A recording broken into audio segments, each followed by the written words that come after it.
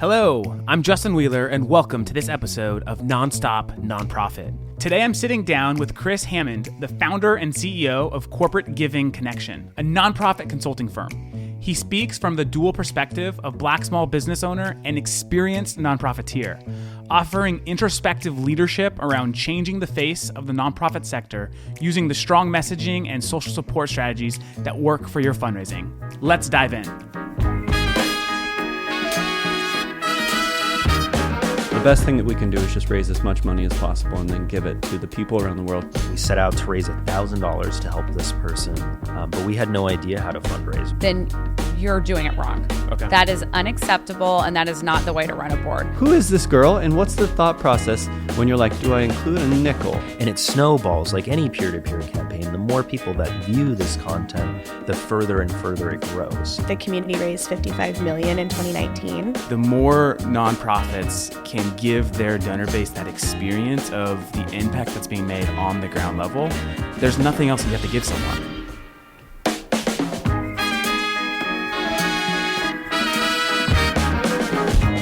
This is Nonstop Nonprofit. Hey everyone, thank you so much for joining the podcast today. We have an exciting guest. His name is Chris Hammond, and he is the Chief Executive Officer of Corporate Giving Connection. Chris, thank you so much for joining the show today. Thanks for having me. I'd love just to to get our listeners acquainted with who you are. Tell us a little bit about yourself and your story. Yeah, so when I typically have this, I typically do my professional background, but we got a little time here, so I'll just tell the story of who I am. So I grew up in Orange County, California, played football, and that took me on a bit of a journey in terms of colleges. So I went to 3 colleges in 4 years. So first started off at Arizona State University, then went to Northern Arizona University, and then ended up at a small Christian school, California Lutheran University. And that's where I ultimately graduated and played football for 3 years. While I was there, I found a loophole in the system where I had an additional year of eligibility if I went to grad school. So I said, you know what? Why not try grad school? I was already a political science major. Why not try going to grad school for public policy and administration? After I completed grad school, I was at a crossroads. I was living at my mom's house in Camarillo, and I decided, you know what? I did public policy. I might as well just go to Washington, D.C. because I'm just going to be in politics. So I drove across the country, had a couple friends out there, crashed on their couch, and I'll never forget the first interview I had out there. It was for a political job, and I went in, and I was wearing a nice pinstripe vest and a turquoise tie. And the woman that I met with said, DC is a very conservative town. I don't think you should dress like that for an interview moving forward. And right then and there, I knew I was not going to be in politics. And I felt that this was a perfect opportunity for me to, no longer be the person that was coming up with policy or politics, but I wanted to be on the front lines, and that was really where my nonprofit career was born. I had a chance to work for an organization, National Ovarian Cancer Coalition, which was more of a grassroots organization, and then I moved on to Best Buddies International that worked with people with disabilities and provided friendships and leadership abilities for them, and I was director of development there. And then based on those experiences, I realized that I saw a lot of gaps in the system, and I felt that nonprofit organizations needed support, and I wanted to create a consulting firm that could really support organizations where I needed that support all along. And that was when I created Corporate Giving Connection in 2015. And now here we are 5 years later. We have offices in New York and in Los Angeles, and I couldn't be happier doing what I do. That's amazing. Thank you. So it's so interesting. A lot of your story kind of like intertwines. Like I feel like we could kind of be twins. So I live in Orange County. I went to a small Christian school for university, and I moved out to DC for about a year not for policy, but with a nonprofit that I helped start. And then in 2015 started my company Funraise. So we're like on the same timeline of events. It's pretty interesting. That's crazy. That's honestly crazy. I don't think I realized that you had started in 2015. So 2015 was a good year for us. It was a good year. It was. Where in Orange County did you grow up? Irvine. Irvine. Okay, cool. I'm in Costa Mesa. Okay. Oh, awesome. Yeah. Awesome. Well, thanks for that background. As you shared in your story, you have worked in multiple positions at different nonprofits. So how has that shaped your business today, which is helping nonprofits, on the marketing and development side? How has your experience kind of shaped the direction and even the trajectory of your company? Yeah, great question. So, being at the National Ovarian Cancer Coalition, that was my first introduction to the nonprofit world. I had previously worked in events, and I had focused on volunteer management, and I had always been in a role where I was recruiting volunteers for specific special events. But going to National Ovarian Cancer Coalition, that was my first really foray into the nonprofit world. And while I was there, I felt like I was a one-man team. So I was the regional manager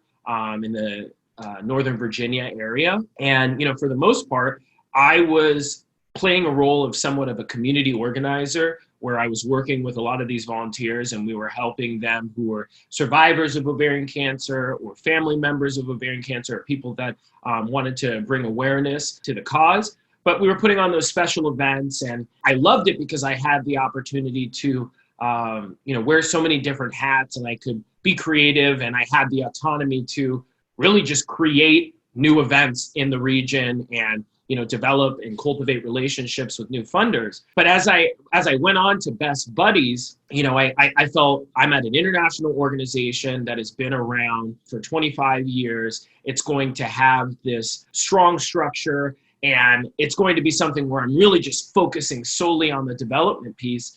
And I realized that I was kind of having the same type of role that I was in an office of 8 people. I was doing the exact same thing when I was an office of 1 person, because everybody was so focused on programs.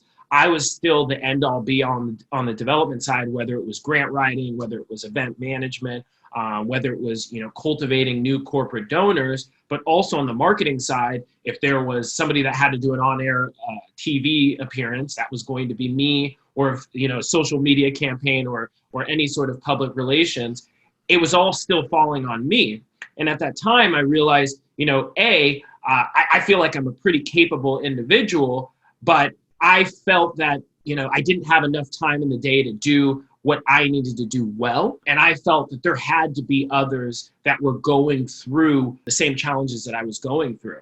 And then the second piece of it was, as I was building these relationships with different corporate donors, I was feeling that the system was a bit broken on the corporate social responsibility side.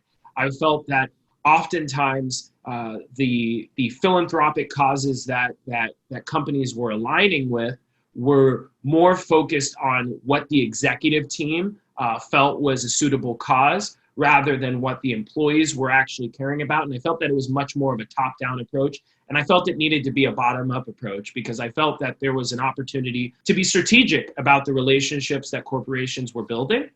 And I also felt that it could actually serve as a great incentive for employees that could actually be engaged. And I felt that I could solve that as well. And so from those experiences, I really felt that that's where CGC was born. And I wanted to make sure that every time I was creating services, they were built to serve people like me, somebody that had been a very capable individual, but just didn't have, whether it was the skill set or the training to actually be successful in my role. Got it. So for our listeners listening, which most are nonprofit professionals, fundraisers, marketers, tell us what CGC is, the services you provide, and what the ideal sort of role that makes sense for a company like CGC to come in and execute on. Yeah, so CGC is a full service marketing and fundraising consulting firm. So we focus in 3 core areas: strategic advising, strategy, and day-to-day execution. So on the marketing side, It can really be anything from putting together a social media campaign to doing day-to-day social media, putting together graphic design, collateral, websites, and really anything in between. And then on the fundraising side, it can be anything from grant writing to board management to putting on an event, or really just putting together a peer-to-peer fundraising campaign. So we have seen that our sweet spot of clients that we typically work with are companies that have a marketing department of 3 people or less, or a fundraising department of 3 people or less. We've realized that they're the ones that are going to benefit from our hands-on support. And we thought that it was really important to not just be focused on advising and strategy, but that we got our hands dirty, because we felt if we can show a nonprofit organization how to actually execute what they're looking for and execute the deliverables, they can ultimately hire somebody for that role, and they can have a roadmap and a blueprint so that they can execute and keep it sustainable for years to come. Awesome. Thank you. I'm really excited to kind of jump in more because you have so much, tactical experience and in regards to social fundraising and so many other topics that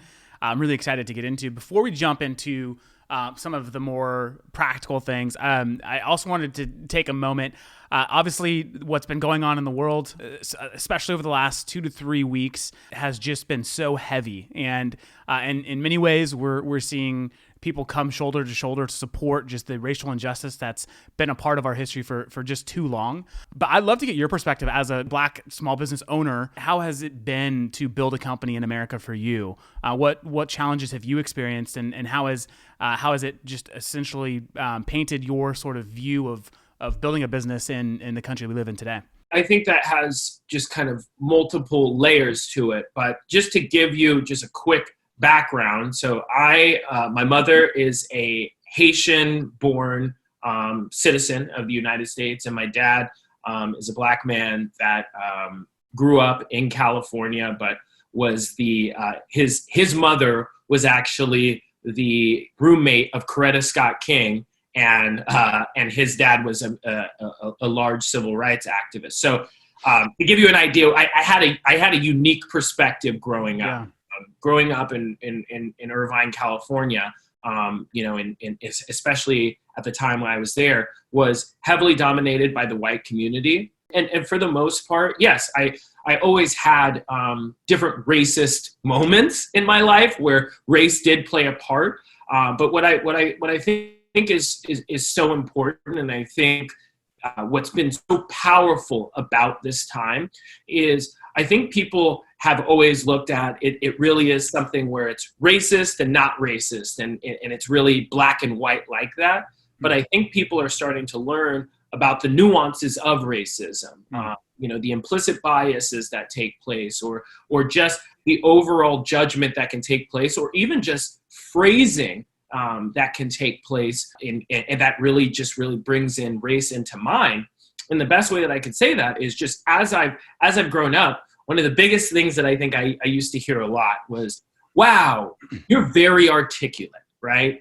And I always used to think to myself, "Are you saying that to other white people, right? And or why is it just that am I articulate for a Black man, or is it just I'm articulate in general?"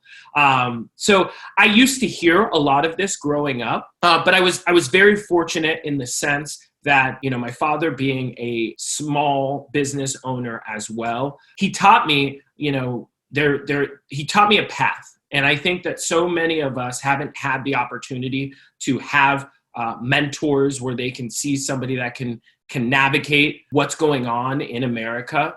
And I've had the great fortune to have a father that showed me the way. But all of that is to say that it has hardened me and given me a lot more guidance in the sense when I've started a business, I've been able to, maybe deal with some certain implicit biases or racial undertones very easily because I've learned from my father in that sense. And I bring back that story, that anecdote that I had talked about the woman when I first had that interview telling me, "Hey, I shouldn't dress like this for an interview."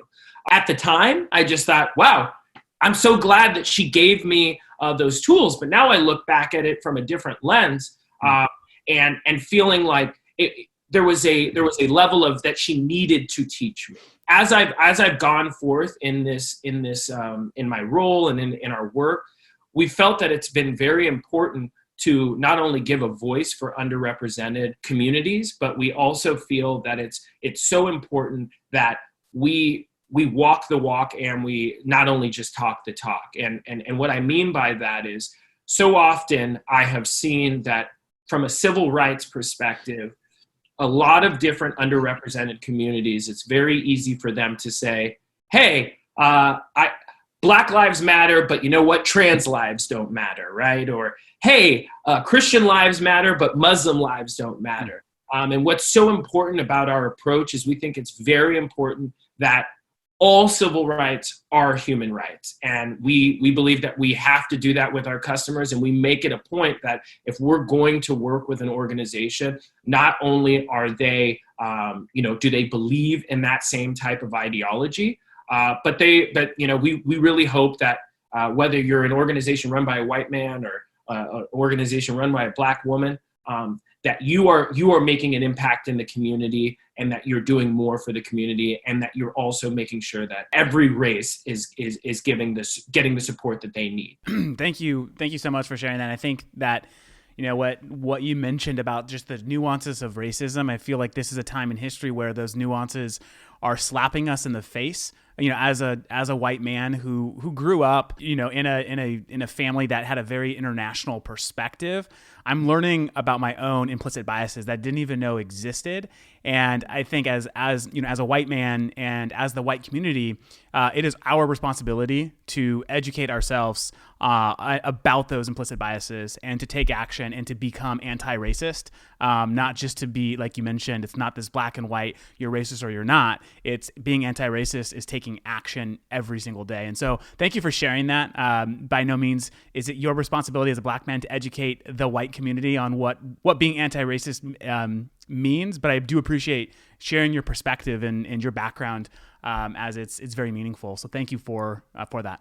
And one quick thing I just wanted to add to that, and I think it goes back, as everybody is going through this awakening, if you will, I think my best piece of advice that I want to continue to share to everyone who will listen is it's no longer enough to just be anti-racist by yourself.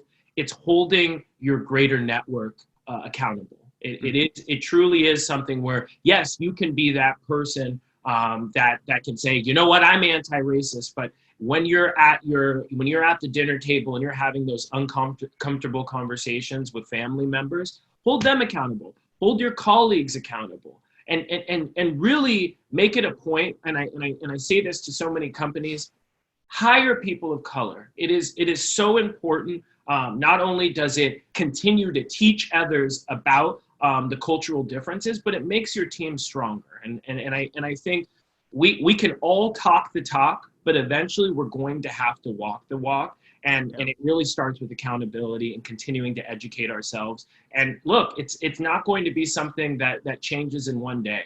It's going to take years, and it's going to take work. And my heart has been warmed by so many people's efforts and their willingness to do more right now. And it really is something that I hope continues. Love that. We have to walk the talk, right? It's not enough just to put that post up and say, I'm anti-racist. It's like you said, that is a great reminder to continue pushing forward. And so yeah, thank you, Chris, for sharing that. Yeah, absolutely. Okay, let's turn the page to the next topic, more specifically around the tactical side of fundraising. So if we'll just kind of jump straight in here, but I'd love if you could share with us some of the more effective and maybe even ineffective social fundraising tactics you've seen nonprofits use, and any examples that you can share to help maybe underscore a point or two.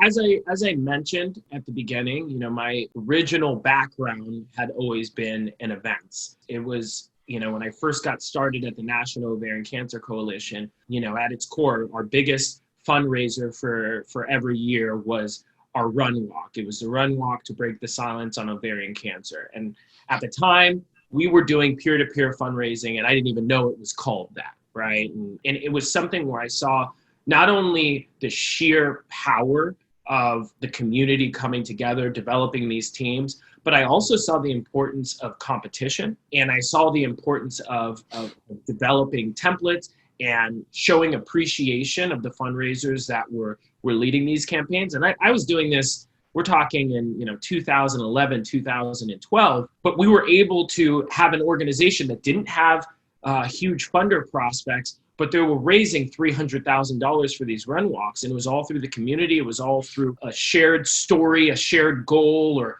and really harnessing those personal experiences to fundraise and do it effectively. And here I am now 8 years later, and we're in the middle of a global pandemic where those one-on-one meetings are no longer as easy to take place, or putting together an event is no longer a viable option. And here I am seeing that peer-to-peer fundraising, once again, is still just as powerful as it was then than it is today. And where I think the innovation on the fundraising end, where it's shifted, is it no longer needs to be centered around an event. It can be something that can happen virtually. And if you have the great storytelling, if you have the great marketing and messaging and the strategy to execute it, you can really put together an effective campaign. And I really see that over these next few years, especially in the short term, peer-to-peer fundraising is going to be very important. And that's something that we have really focused a lot of our efforts, is not only educating our current clients on where there is clear opportunities to put together these digital peer-to-peer campaigns, but also making sure that we're partnering ourselves with different fundraising softwares that have the peer-to-peer capabilities, and making sure that people have the right platform, but also the services needed to get the most out of their campaign. I love what you said, especially there in the beginning about, because I do remember several years ago there was this conversation around just being fatigued with peer-to-peer fundraising, and a lot of people felt like that it kind of had hit its peak, and I think that's because it was so single channel focused at the time. But what we're starting to see, and as you've pointed out, is it's becoming a much more omni-channel approach as it relates to peer-to-peer fundraising. It doesn't have to be tied to a specific run-walk event. It actually can be much broader and more, virtually focused. And you're seeing this just a big resurgence of revenue coming from this sort of channel. What's great about it is it's not just a revenue channel for pandemic times. It's a revenue channel that's very viable for all sort of economic conditions. And so I love that your team is focused on helping organizations really drive the ROI, because it's such a valuable piece of the fundraising pie that I think so many nonprofits just kind of leave on the table.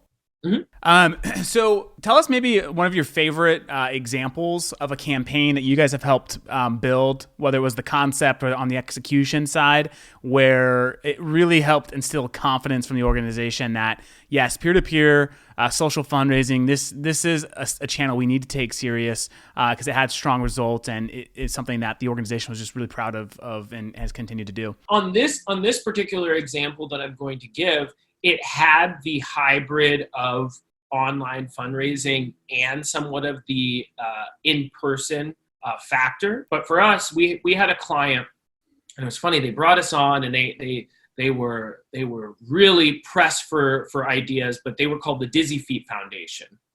And they were an organization that was focused on providing, dancing support and dancing lessons to underserved communities. It was really that simple. And they've been around for 10 years, and they were created by So You Think You Can Dance director Nigel Lithgow, right? Yep. And so we had been working with them, and they had been doing galas for years where, they were finding themselves raising about $200,000 on their gala, but they were spending about $150,000 to put it together.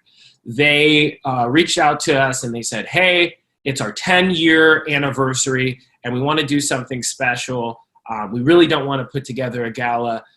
We're thinking that we want to, put together some sort of event, but we don't really know how we want to do it. And so we talked with them a little bit. We went to one of their board meetings, and we felt that there was we felt that there was two ways that they could do it. They could put together an online peer-to-peer campaign where they could call it A Decade of Dizzy, where we could put together some clear stories of people that have been impacted by the mission over the years, put together these compelling emails, make sure that we also had social media posts that their board members could share, create fundraising pages for them so that they could drive their personal network back to the fundraising page. And we wanted to make sure it was four-pronged. So we had it direct mail, social media, email, and then we were also going to have this event piece. And so after a while, we decided we can't make this a full-fledged event. Let's make it a cocktail party. And it was really as simple as that. And I am a big believer, if you have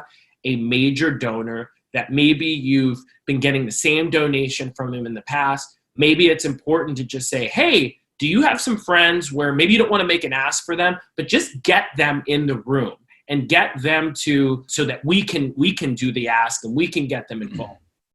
Ultimately, we put together this cocktail party at this beautiful home in Santa Monica, and there was only about 30 people that came by. But because of the excitement that happened in person, and we had these personal stories that were shared, but it was in much more of an intimate capacity, between the digital side and that in person, they raised over $200,000 on this campaign, and it was done in 1 month. And it was one of those things where they were like, wow, why didn't we do this all along? And I think the biggest piece of it was just being deliberate. They had a clear campaign theme. They had clear stories that they wanted to tell. They had a clear messaging campaign, and they had a clear strategy. And because of that, we saw it all work together, and they were so happy, and they were saying, we never have to do a gala again. We can really replicate this model going further. Wow. So it sounds like the return was much greater than the organization was expecting. Oh, yeah. And it also was a new sort of touch point that the organization hadn't thought of before. So it didn't feel like the same old stale event. It had a much different twist, had several different components, both online and offline, which led to the success. Yeah. That's awesome. That's very cool. Where do you see, not just like in 2020, but like in the next couple of years, where do you see social fundraising, specifically peer-to-peer fundraising going? Like where if you were to like give some predictions in regards to its direction, what would you think those would be? Oh, yeah. No, that's a great question. And I think I briefly chatted with you offline about it, and it's something that I personally am pushing for this to be a reality. As of now, I think that there are so many different fundraising softwares that are out there. A lot of nonprofit organizations, they are very fortunate right now that we are now in a day and age where there are incredible event softwares, incredible, online fundraising softwares, including Funraise, an incredible platform. But I think that we still have this gap where we have nonprofit organizations still have the same challenges that I faced before, whether it's bandwidth, whether it's lack of knowledge on specific capabilities, or just having the right team members to help them execute a clear, cohesive, and strategic campaign.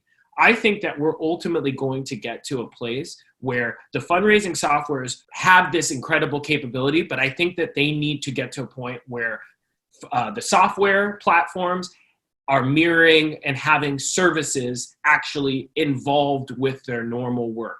And that if somebody is signing up, they're no longer in a position where they're saying, hey, we're a platform, and then we need to figure out how we're going to execute it, but actually making sure that every company, every fundraising software is at a point where they feel the only way that we're going to get the most out of these campaigns for our clients is that we have not only the templates, not only the bandwidth to support them, but also just the sheer amount of services so that they can get the most out of their campaigns, but also so they can get the most out of their marketing and fundraising throughout the year. So I want to be on the front lines of making sure that we're partnering with these fundraising software companies and ensuring that everybody's using your platform to its highest capability. Because as of now, we are currently reliant upon how strong is the team that is actually using your platform. Totally. Yeah, I think that's such an important value that you and your team provide to nonprofits. It's, technology. A lot of times people think that like technology is like the silver bullet, right? It's important, but it still needs fuel, right? And that's where a team like yours comes in and provides the fuel the vehicle needs to get to the destination, and it increases just overall effectiveness and adoption and so forth. So the value that your team brings to a nonprofit to really optimize the tools, I think is invaluable, and will definitely be through the kind of the promotion of this podcast. Anyone that's listening, will provide links directly to Chris's website, so you can learn more about how you could engage with Chris and his team, specifically around marketing and fundraising and helping you optimize those different channels for your organization. Okay, let's talk a little bit about technology and data. So obviously these two things, they complement each other and they make each other better. How can nonprofits that are using fundraising and donor data or information from software like Google Analytics maximize their fundraising efforts? So what are the KPIs that they should be looking at to drive success? How can analytics really help nonprofits make better decisions as it relates to fundraising and donor engagement? Looking at data and analyzing data comes down to, do you even have the time, or do you have the person on your team that can even evaluate this data? And one of the biggest things that we've seen from a marketing perspective, I would say when we're putting together a lot of our digital campaigns, the areas where we are the most successful is through email. And to me, I think, email analytics are very easy to understand, right? We can look at it and we could say, what is everyone clicking on? How many people are viewing? How many people are opening? What are the links that they're creating? And I think the best piece of advice that I can give is, if you're putting together a campaign of any sort, pay attention to how are the people responding. If you are putting together an email campaign and your open rate was 15%, and then it's 10% the next time, and then it's 8% the next time, and it's 6% the next time. Well, it seems like you should be shifting what you're doing. You should pay attention to what worked, what didn't work. What are the different type of links that they're actually clicking on? It's always important to A/B test to find out, hey, if I try one subject line, how are they responding? Okay, if I email on a different day, how are they responding for that? So I think overall, it's just important to find out, what is your community engaging with? Whether that's on social, whether that is just through your actual website, or whether that's through email, you have to look at what your community is doing. Because I think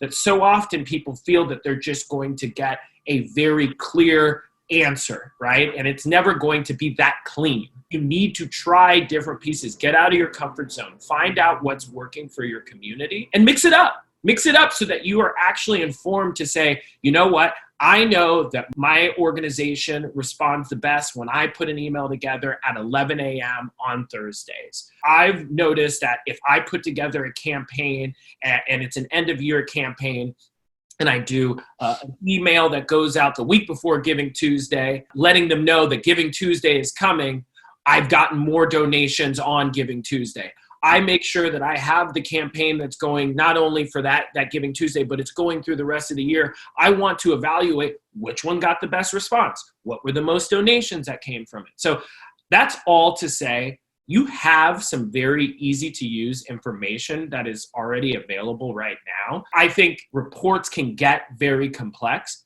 but at its core, Google Analytics and even just like MailChimp Analytics, and even some of these reports from people that have attended your events and looking at your newsletters and all these different pieces like that, these are much easier to understand. And it just takes the time of just trying to say, hey, I'm looking at the data, take 10 minutes to digest it and inform yourself moving forward. And the one final thing that I would say is, please be sure when you're sending out emails and somebody has already told you that they don't want to receive these emails, or you've seen that somebody has already received a certain email, make sure that you're segmenting these different email lists and making sure that you're at least keeping track on whether you're putting together a welcome series or you're putting together a newsletter, that you're not just sending the same content to the same people, because at the end of the day, they're going to ultimately unsubscribe because they're going to know that you aren't paying attention to who is actually receiving it. So there's a lot of information there. You just got to take the time to really digest it.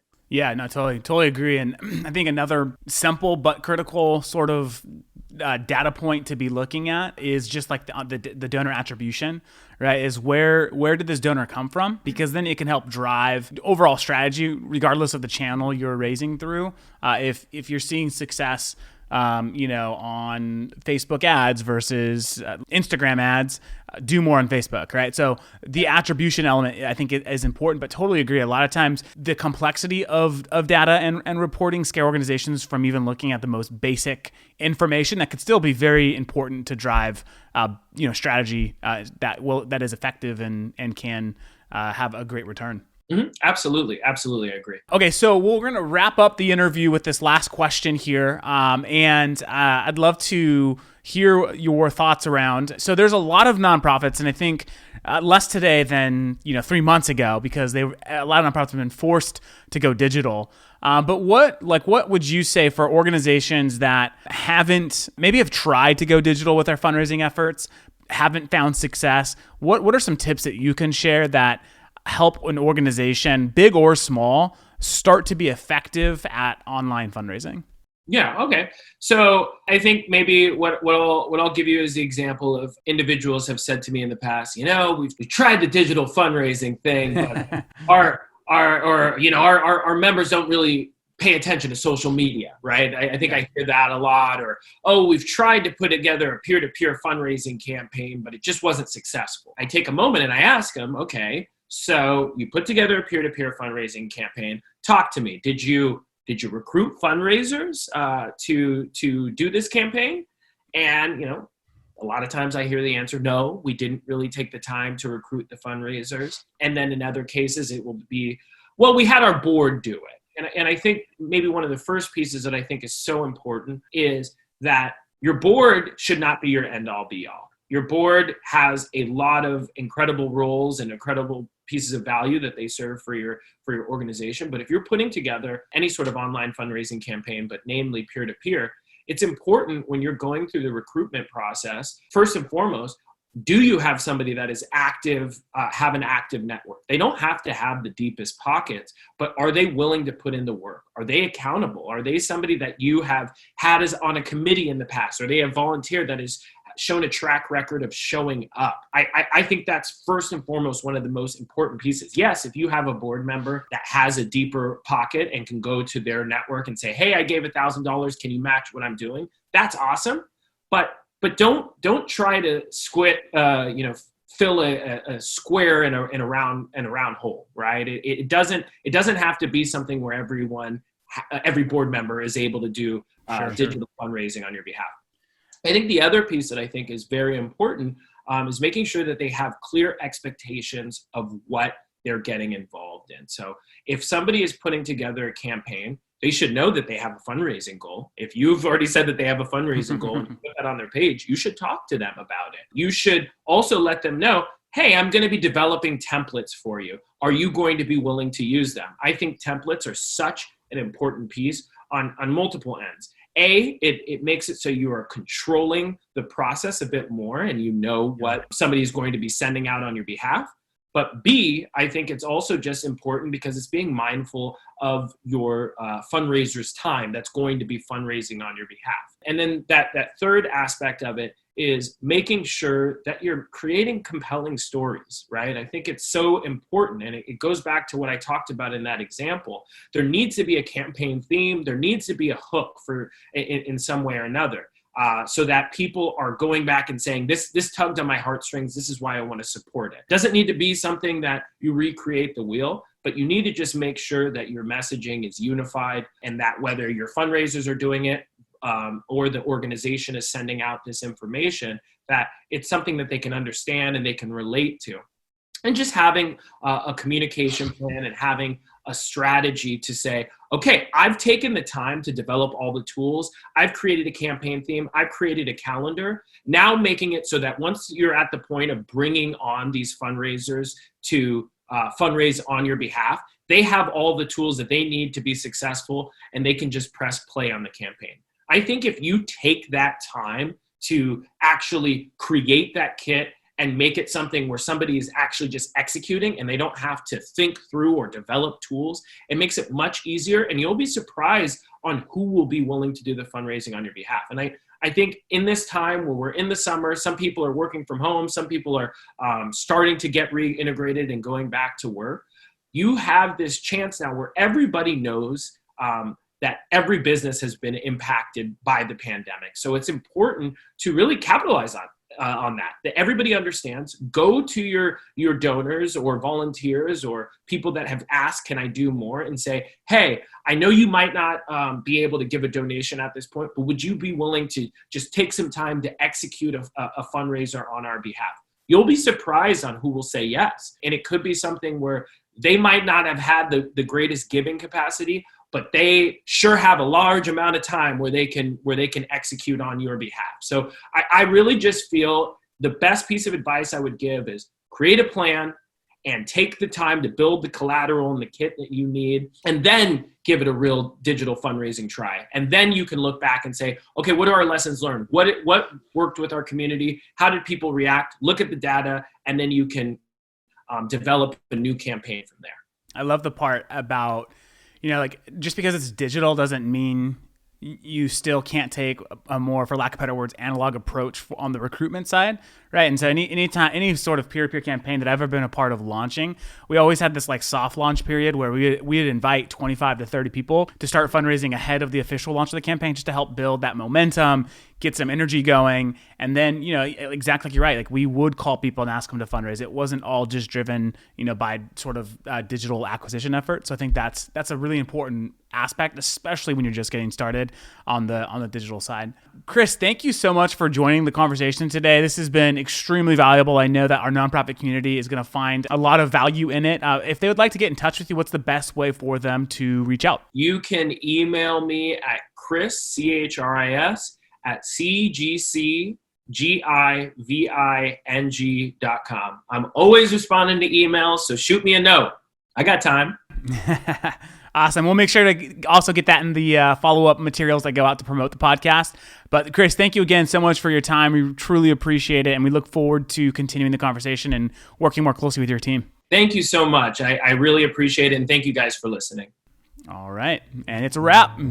Thanks for listening to this episode of Nonstop Nonprofit. This podcast is brought to you by your friends at Funraise, nonprofit fundraising software built by nonprofit people. If you'd like to continue the conversation, find me on LinkedIn or text me at 562-242-8160. And don't forget to get your next episode the second it hits the internets.